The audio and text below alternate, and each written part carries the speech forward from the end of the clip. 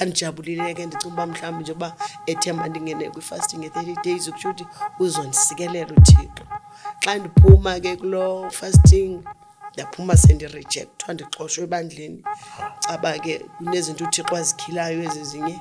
Umfundisi wathi uthatha isigqibo sokuthi mandihambe phume ndiphele ke ndahamba.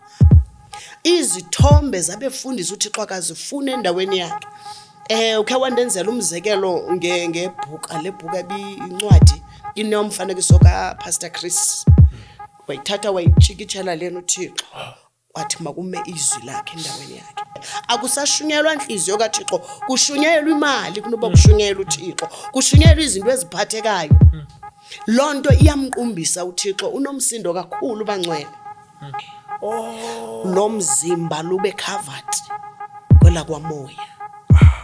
Yes, ngoku bashumayela bayajola khona lapho benza amanyundululu. Nabefundisi bayashumela iziphu zikhamisile khona endaweni kaThixo.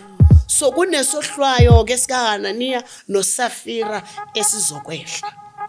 Wabe sesithi uMngcwele manifundise abantwana bamabafunda ukuba zimbongi zokubonga uThixo.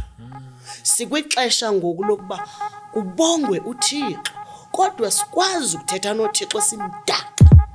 Inkonzo yokuqala xa uzothetha noThixo qala ngenhlambuluko, uhlambuluke.